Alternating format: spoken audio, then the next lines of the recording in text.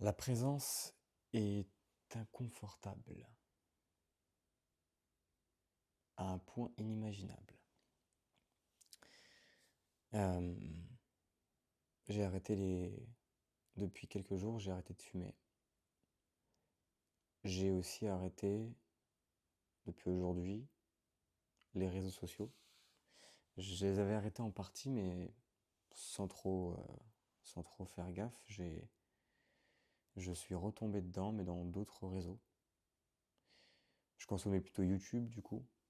J'avais l'impression de consommer des vidéos qui me servent pour mon quotidien, pour mon entreprise, pour ma spiritualité, pour, euh, pour moi, ou pour des choses plus justes. Mais en fait, ça restait du divertissement. Ça restait une quête de bruit incessant pour ne pas être... pour échapper le présent, en fait. Pourquoi s'échapper du présent? Aucune idée. C'est dingue, hein, on cherche à s'échapper du présent comme ça, par le divertissement, par nos addictions, par, par le sucre, la nourriture, par le tabac, le cannabis, par le, le porno, par les vidéos YouTube, les podcasts, les informations, les infos à la télé ou les infos alternatives. Et on est là et on se gave, on se gave, on se gave, on se gave. Et on se gave sans limite en fait. Il n'y a pas de fin à cette gaverie. Et lorsqu'on revient au présent, c'est difficile. C'est-à-dire que là j'ai, là je suis dans le moment le plus compliqué. C'est une journée dans laquelle je me laisse et j'ai la chance aussi de ne pas avoir de choses à faire d'un point de vue travail, à part peut-être dans les coups de 17 heures pour aller ramener quelques commandes. Donc j'ai cette chance de pouvoir passer cette journée difficile du coup à contempler ce qui se passe, à être conscient de ce qui se passe. Mais en fait, quand on arrête tout, on est juste là.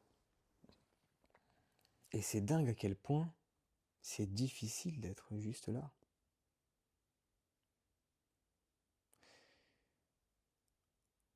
Alors on a beau avoir l'impression d'être sain d'esprit, d'être normal, vivre notre vie, de pouvoir arrêter à tout moment d'aller sur YouTube ou de pouvoir arrêter à tout moment de manger n'importe quoi ou de fumer ou de machin ou de enfin on a l'impression de vivre normalement en fait alors si on a aussi peur ou aussi autant de douleur à être dans la non-action, ben déjà je me demande quelles sont nos actions de base. Si la non-action fait déjà tellement mal, l'action en elle-même, qu'est-ce qu'on fait donc les autres fois? Puis je me rends compte à quel point le temps passe plus doucement. C'est quand tu arrêtes comme ça tout, du coup tu fais un jeûne de tout, tout passe doucement.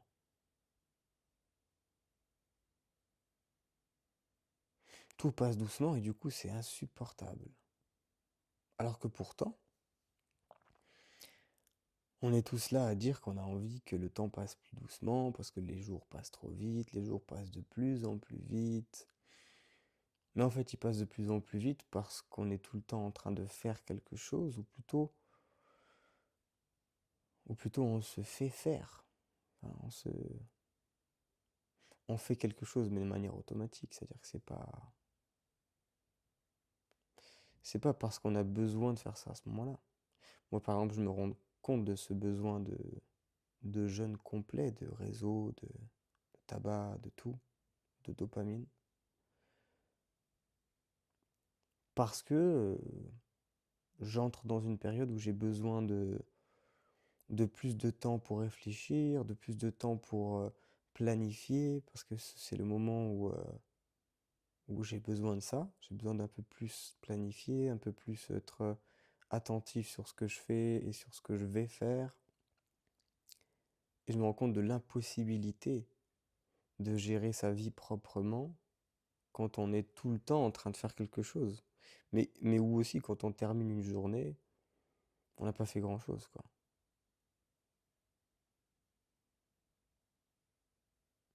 Rien de spécial n'a été fait, rien de spécial n'a été créé, on n'a pas eu trop le temps, ou quand on s'est mis sur quelque chose qu'on a besoin de faire, on a l'impression que c'est passé super vite, on s'est donné 1 heure ou deux, ces 2 heures sont passées beaucoup plus vite, et en fait on s'en est peut-être même pas rendu compte, mais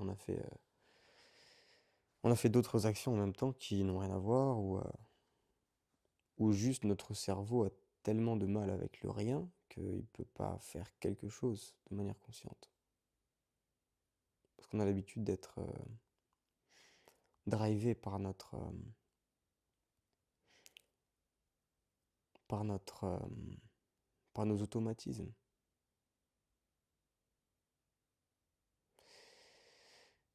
Et du coup, le fait de tout arrêter, je l'ai déjà fait. Je l'ai déjà fait et ça me fait un bien fou, ça m'avait fait entrer en présence à nouveau. C'est-à-dire que j'avais vécu cette expérience, cette première expérience spirituelle en 2021, de la présence. Et dans cette présence, je n'avais plus besoin de rien. Dans le sens où je ne ressentais pas le besoin de fumer, je ne ressentais pas le besoin de me divertir avec des vidéos, je pouvais être là, présent. Aucune forme de précipitation, aucune forme de mal-être ou de gêne ou d'attente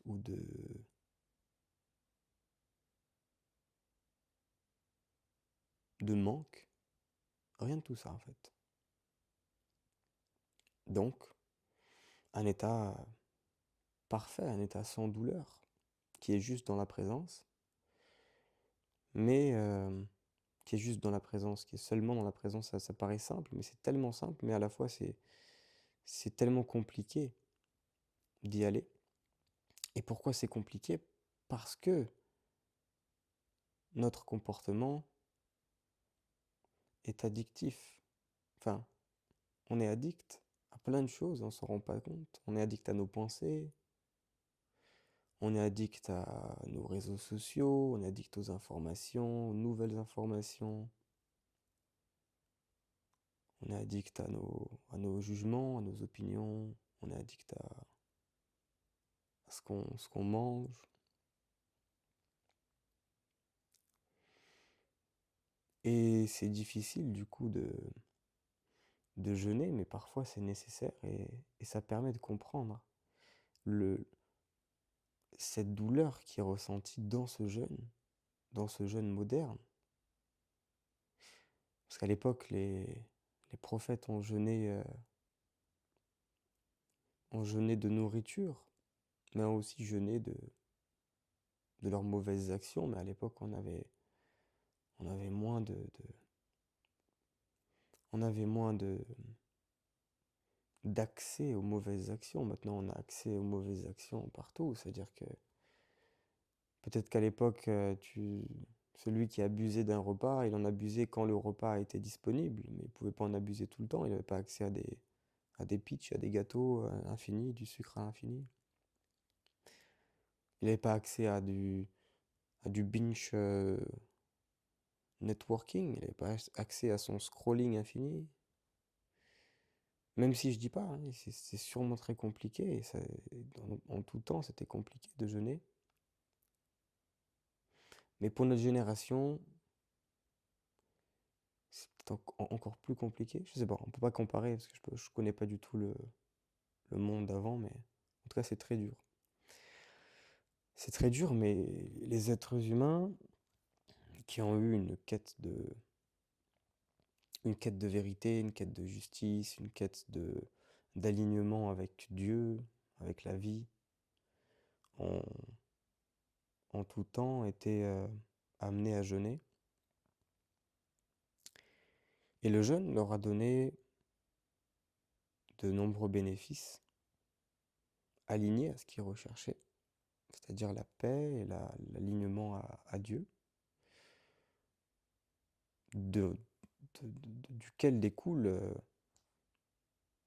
une abondance de bienfaits qu'on recherche, je pense, pour les personnes qui sont conscientes. Je pense pas qu'il y ait des personnes qui ne cherchent pas le bien, le juste en eux. C'est juste ils ont peut-être un voile qui leur empêche de voir à quel point les choses sont pas bien, ou peut-être de pas comprendre que si les choses dans leur vie se passent pas bien, c'est parce qu'il y a des choses qu'ils font mal, des choses qu'ils font trop. Euh, mais quand on s'en rend compte, et ben du coup, on doit prendre des actions. Alors encore déjà, faudrait-il savoir quelles sont les actions à faire. Moi aujourd'hui, c'est le jeûne que j'ai choisi comme action. Et purée, qu'est-ce que c'est difficile. Surtout que moi, je me limite pas. C'est-à-dire que si je vais dans un comportement négatif ou addictif, je me limite pas. J'y vais avec intensité. Et dans le jeûne, j'y vais aussi avec intensité. Je pense que j'ai besoin de contrebalancer de manière égale en intensité. C'est très dur. Ça va me permettre de comprendre ce qui se passe et de comprendre la dangerosité, parce que ressentir un tel mal-être, par exemple en arrêtant de fumer, euh, mais aussi ressentir un tel mal-être en étant présent et en n'allant pas sur des réseaux sociaux pour cacher le présent. Parce qu'en fait, ce qu'il y a, c'est que arrêter une addiction, si on ne le fait pas intensément, en fait, ça n'a peut-être aucun intérêt. Parce que si c'est pour arrêter, par exemple, de fumer, et que l'action de fumer te permet de, de, de pas penser à cet ennui ou à ce présent, à ce qu'on appelle l'ennui, mais qui en réalité, je pense, est un espace dans lequel on devrait parfois être, eh ben on le masque avec, par exemple, le fait de fumer. Mais si on arrête de fumer et qu'on n'arrête pas nos autres comportements addictifs, à la place, on va peut-être manger, jouer à des jeux vidéo. On va peut-être aller sur les réseaux sociaux, on va peut-être bouffer de l'information, bouffer des réseaux. Ensuite, on va travailler, on va pas y penser, et à la pause, bam, à nouveau. Ensuite, quand on rentre à la maison, bam. Ou dans une journée où on travaille pas, full envie de ne pas être là. Et ce qui, pour moi, est dingue, c'est que, et que je comprends pas encore aujourd'hui, mais que j'espère que je comprendrai bientôt, c'est que j'ai vécu cette présence-là qui pour moi est parfaite, et qui avait de là avait découlé plein de très belles choses, de synchronicité, de compréhension, qui m'ont amené à étudier ensuite les religions petit à petit, tout doucement, et, euh, et à comprendre certaines choses qui ont fait des grands flashs en moi. Mais en même temps, le principal, c'était juste des confirmations en lisant à l'extérieur, mais le principal, c'était l'expérience que j'ai vécue. Et quand tu vis ces expériences de présence et de conscience, ça devient une boussole et tu dois entre guillemets retourner, tu dois être aligné à cet état, tu dois être dans cet état de paix et d'alignement au divin, on va dire, à Dieu, à la vie, à la vérité. Tu cherches la vérité, mais il y a un moment où tu la trouves. Et quand tu y es, quand tu vis, entre guillemets, la vérité, tu souhaites y retourner, naturellement, si tu n'y es plus. Si tu as à nouveau le voile qui revient, le voile de jugement, le voile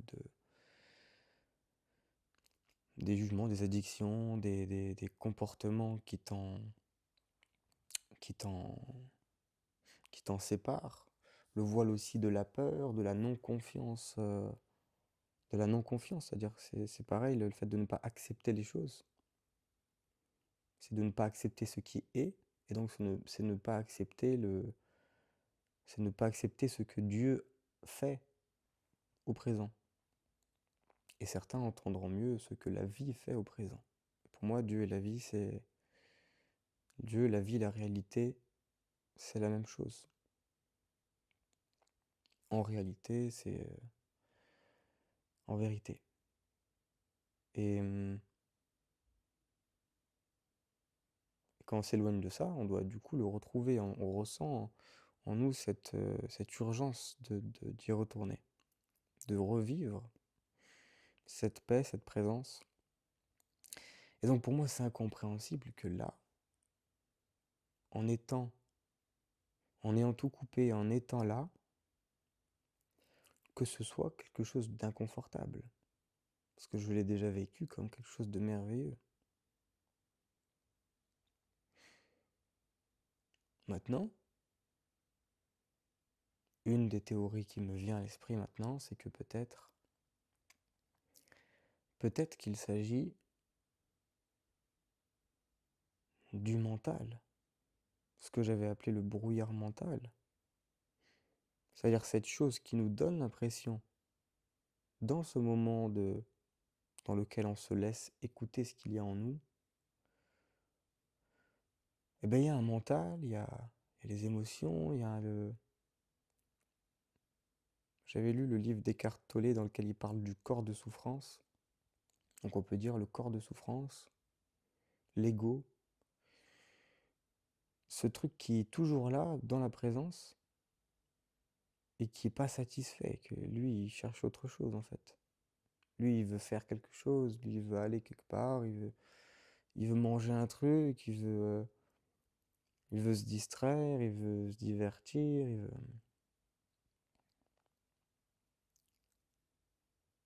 Et ce truc-là, il parle dans notre tête, entre guillemets, en disant je suis pas bien, je suis... Voilà. Et si je dois me donner un conseil à moi-même, je me rappelle que quand j'ai vécu ça la première fois, je m'étais rendu compte que je n'étais pas ce mental, que je n'étais pas ce brouillard mental et que je n'étais pas cette pensée qui me disait que j'allais pas bien. Et donc là, quand je suis présent, quand je fais cette vidéo en disant que ce moment présent-là est difficile à vivre, peut-être qu'il n'est pas difficile à vivre pour moi, mais qu'il est difficile à vivre pour l'ego. Et même pas, c'est-à-dire que c'est juste le corps de souffrance qui dit que c'est difficile, parce qu'il se rattache encore.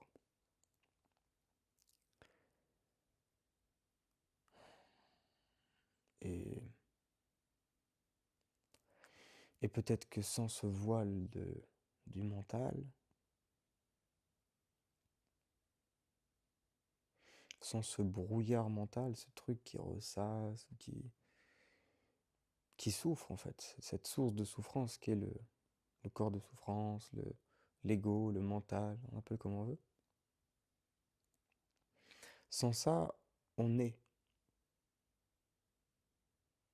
C'est ce que je ressentais. C'est-à-dire que j'étais. Je, je, je me disais pas je suis pas bien, je vais pas bien, je...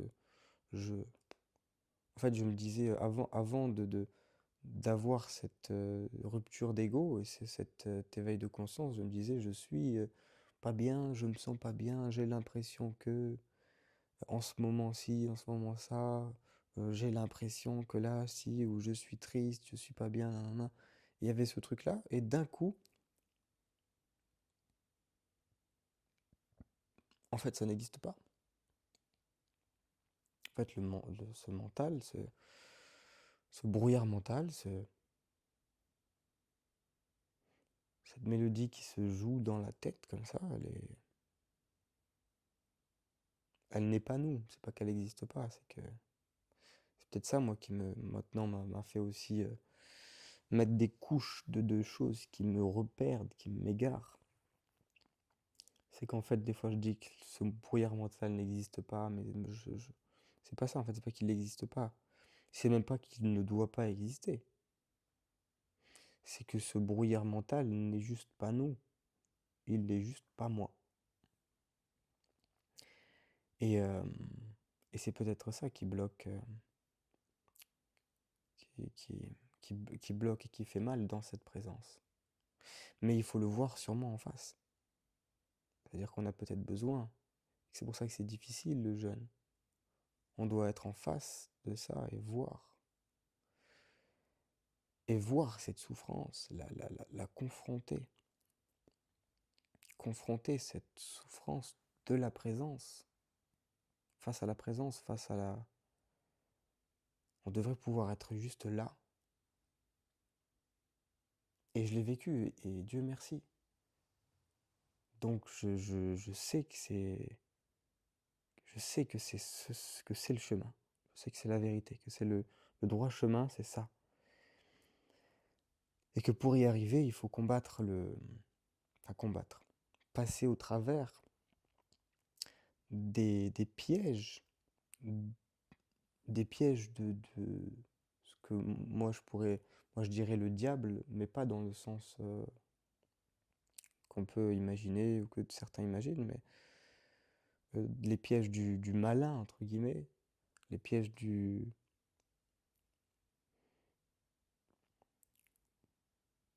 d'autres appellent ça ben, du coup l'ego, mais pas vraiment, des pièges les pièges de, de, de cette, pas cette entité, mais de cette énergie, ce concept qui nous pousse à cette souffrance, qui nous pousse à cet égarement. Et il faut aller au-delà. Mais il ne faut pas vouloir le tuer. C'est-à-dire, on ne cherche pas à anéantir le mal, à le supprimer. On ne cherche pas à supprimer l'ego, par exemple. On ne cherche pas à supprimer les pensées. Mais juste à se rendre compte qu'on n'est pas elle. Et donc, on n'est pas guidé par ses pensées. Et ensuite, je pense que l'inspiration vient de ce détachement. Et que personne ne peut être inspiré s'il est encore attaché à son mental. L'inspiration divine ne peut que venir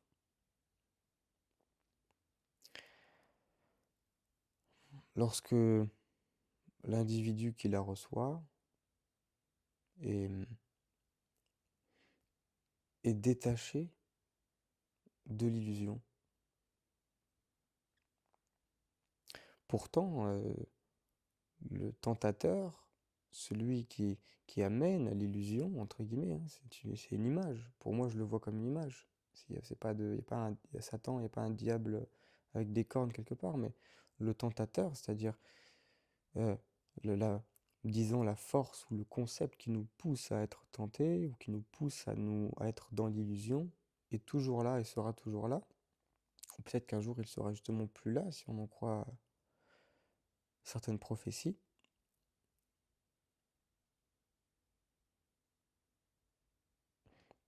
Et donc, l'idée, c'est pas de chercher à ce qu'il n'y ait plus de mal, ou à ce qu'il n'y ait plus de tentation. C'est juste de savoir on n'est pas le fruit de ces tentations. Et moi, j'ai besoin maintenant, peut-être par la présence, de me rendre compte de ça, de me rappeler de ça. J'ai besoin aussi euh,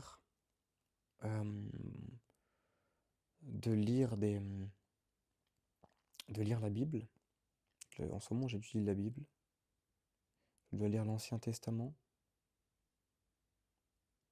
J'ai discuté avec un chrétien qui s'appelle Frédéric, qui m'a, on va dire, qui m'a motivé à lire l'Ancien Testament pour pouvoir comprendre certaines choses du Nouveau. Euh, et par expérience, en ayant eu des expériences et en ayant été amené par des choses improbables à lire la Bible, qui ensuite m'a validé des choses, mais de manière très troublante, je suis amené du coup à croire.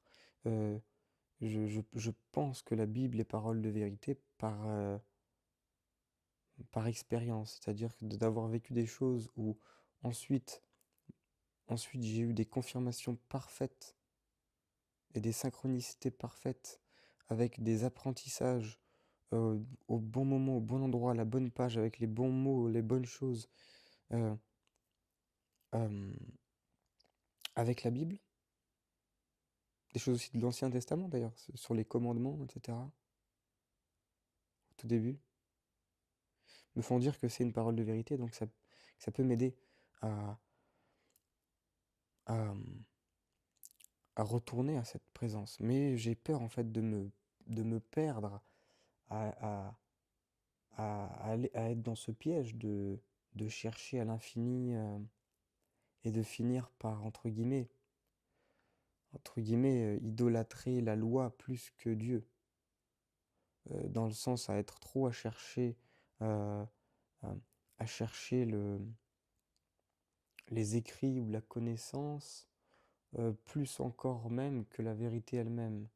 Euh, alors que la vérité permet de confirmer, selon moi, l'expérience de la vérité. Euh, la parole, les écrits saints permettent de confirmer plus que d'amener, même si je pense qu'ils amènent aussi. Euh, ils sont sûrement aussi un chemin. C'est peut-être un tout, hein, c'est à la fois quelque chose qui permet de confirmer, mais à la fois quelque chose qui permet d'emmener. Mais voilà, j'ai un petit peu peur en fait, de me chambouler. C'est pour ça que j'ai pas trop envie de me précipiter à aller trop vite ou à trop me mettre de choses dans la tête. Et, euh, et voilà. Par contre, voilà, je pense à un truc, c'est que je pense pas souvent, je prie peu, et je pense que ça a vraiment une utilité, un vrai, enfin, que c'est une chose vraie, même si j'ai eu du mal à comprendre cette notion de la prière. Mais j'ai eu plusieurs fois, même beaucoup de fois, des confirmations du pouvoir de la prière. Et, euh, et je devrais peut-être le faire. Donc là, en le disant, là, je me dis que c'est aussi quelque chose, donc ce jeûne, plus demander, prier pour, euh, pour mon accès à cette vérité, mon retour à la présence, euh, mon non-retour à des comportements qui ne me servent pas en bien. Euh, et, euh, et du coup, oui, je ressors de cette vidéo, là, de cette réflexion avec ce besoin et, et cette clé. Enfin, je vais tenter ça, moi j'expérimente, j'essaie des choses.